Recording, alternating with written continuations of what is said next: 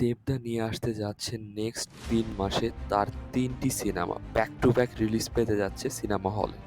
প্রথম যে সিনেমাটি সিনেমা হলে রিলিজ পেতে যাচ্ছে সেটি হতে যাচ্ছে চাঁদের পাহাড়। এটি তার কেরিয়ারের বিগেস্ট হিট সিনেমা ছিল, যেটি তিনি রিলিজ করতে যাচ্ছেন আগামী এই মাসের অর্থাৎ ২০ সেপ্টেম্বর রিলিজ পেতে যাচ্ছে।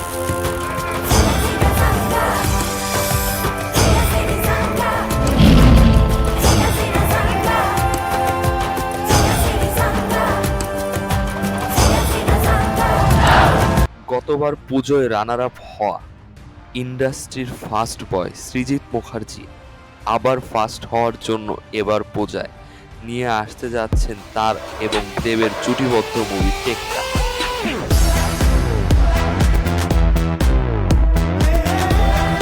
দেব নায়িকা হিসেবে থাকতে চলেছেন রুকমণি এবং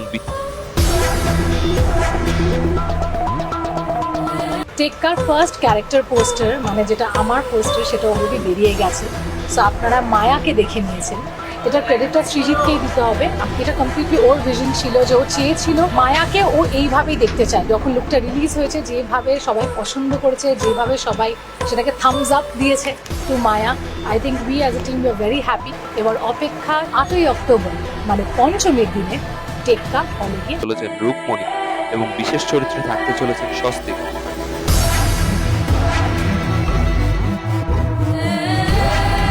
সৃজিত এবং দেব জুটির আরো একটি মুভি এর আগে রিলিজ পেয়েছিল যার নাম ছিল কেটে খত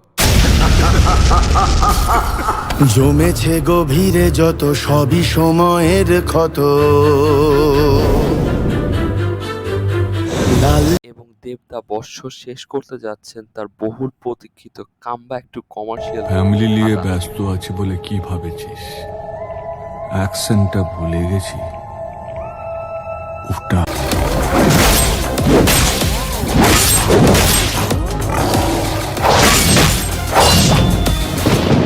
ওটা আমারই কাজ।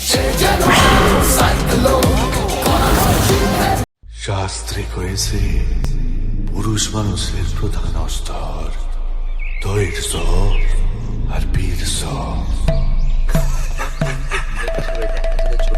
জয় গুরু। যিনি প্রাথমিক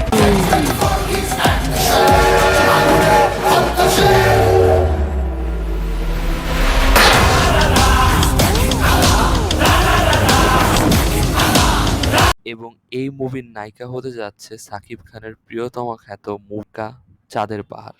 এই ৩টি মুভির মধ্যে কোন মুভিটির জন্য আপনি সবচেয়ে বেশি এক্সাইটেড এবং আপনি কোন মুভিটি দেখার জন্য আগ্রহী জানান কমেন্ট বক্সে এবং চেক